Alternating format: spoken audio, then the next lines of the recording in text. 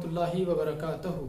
तमाम उम्मत मुसलमा को ईद उल फित्र की मुबारकबाद।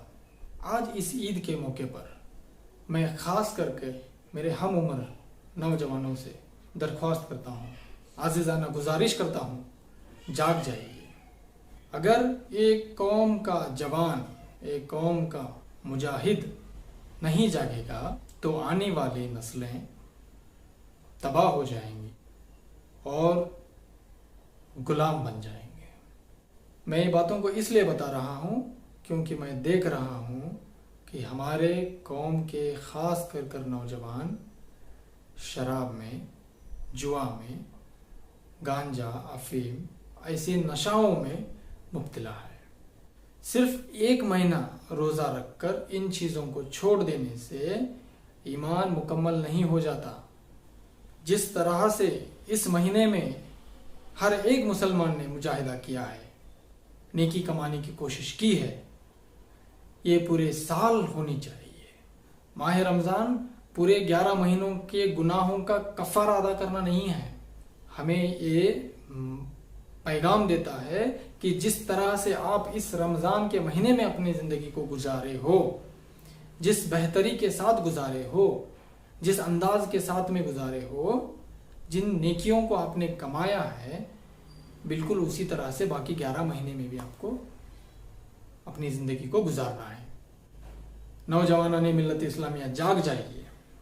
जुल्म अपने उरूज पर है और इस कौम का नौजवान और इस कौम का वो हर मुजाहिद जिसके अंदर सलाहुद्दीन अय्यूबी है, उसको जुल्म के खिलाफ आवाज़ उठाने की ज़रूरत है। उसको इस दीन के पैरोकारी में खड़े होने की ज़रूरत है। इस्लाम के खिलाफ पूरे आलम में साजिशें हो रही हैं और हमारी जिम्मेदारी ये है कि हम पहले इस दीन पे चलें, इस दीन को पूरी तरह से अपनाएं और अपने किरदारों को, अपने लेन देनों को, अपने बातचीत को एक बेहतर अंदाज में पेश करें जिस तरह से सहाबा किराम ने किया था। पेशतर लोग जो मेरे पास केसेस आते हैं, मैं देखता हूं, पेशतर लोग, मुसलमान लोग सूद का धंधा करते हैं। अफसोस, बहुत बड़े अफसोस का मकाम है ये।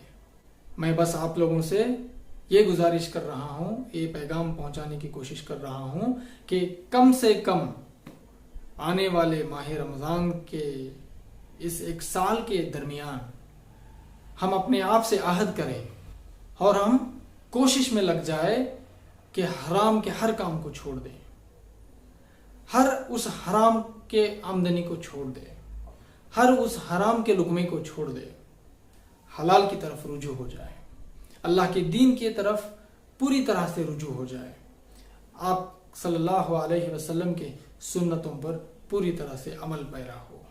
याद रखिए, जब भी नबी करीम सल्लल्लाहु अलैहि वसल्लम के शान में गुस्ताखियाँ हुई हैं, उसके फौरन बाद इस दुनिया ने देखा है कि तबाहियाँ हुई हैं, जंगें हुई हैं, बहुत जान और माल का नुकसान हुआ है।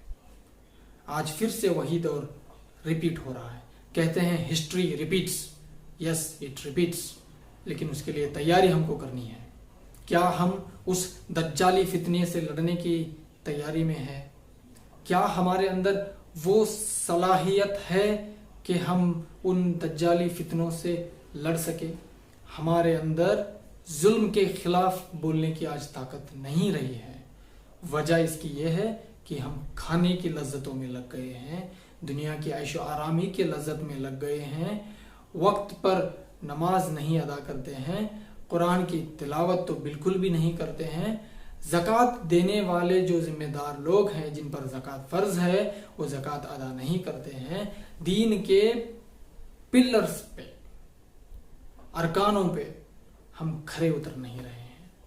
मैं जो बुज़ुर्ग हैं उनसे कुछ नहीं कहता, बस मैं नौजवानों से गुजारिश करता हूँ कि आप वो आने वाले कौम के लीडरान हैं, आप वो आने वाले कौम के मुजाहिदाना लोग हैं, वो सलाहुद्दीन हैं जो इन जुल्म के खिलाफ में खड़े होने वाले हैं। آج مسجد اقصیٰ کے اوپر حملہ ہوتا ہے۔ ڈاکٹر اسرار احمد صاحب نے اپنے بیانوں میں بہت پہلے بتا دیا تھا کہ یہ وقت آئے گا کہ مسجد اقصیٰ کو قبضہ کیا جائے گا اور یہودی لوگ وہاں پہ سولومن ٹیمپل بنائیں گے۔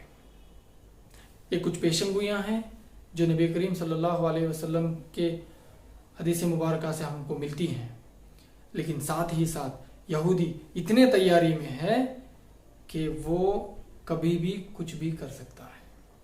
پورے ورلڈ کے لیڈرز کو اپنے کنٹرول میں رکھا ہے اور وقت دور نہیں جبکہ ایجنڈا 21، آپ پڑھیے ایجنڈا 21 کیا ہے، کس طرح سے پوری دنیا میں ظلم کو ڈھایا جا رہا ہے۔ یہ صرف مسلمان تک محدود نہیں ہے، اس کے زد میں سبھی لوگ آئیں گے۔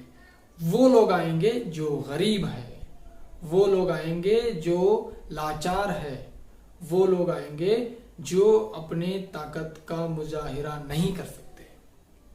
اور جب بھی ظلم ہوا ہے اسلام کا پرچم بلند ہوا ہے، کیونکہ اس ظلم کے خلاف لڑنے والے مجاہد جو ہے وہ اسلام سے نکلے ہیں۔ اسلام کا مطلب ہی یہ ہے کہ وہ ظلم کے خلاف میں لڑتا ہے۔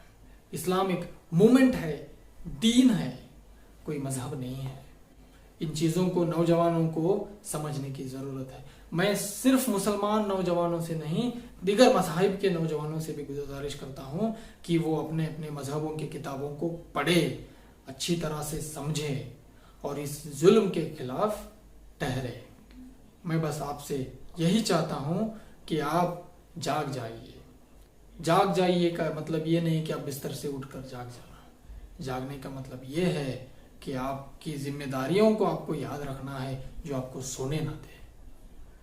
آپ اپنے ذمہ داریوں کو اس طرح نبھائیے کہ آنے والے رمضان تک اپنے آپ سے کم پہلے اپنے نفس سے لڑنے کی آپ کو طاقت پیدا ہو، تاکہ کم سے کم دجال کی فتنوں سے لڑنے کی طاقت ہمارے اندر آ جائے۔ بس انہی باتوں سے میں اپنے اس پیغام کو آپ تک پہنچا رہا ہوں۔ آپ سے گزارش ہے کہ تمام امت مسلمہ تک اس پیغام کو پہنچائیے اور اپنے اندر ایک بدلاؤ لائیے اور دین میں پوری طرح سے داخل ہو جائیے۔ السلام علیکم ورحمۃ اللہ وبرکاتہ۔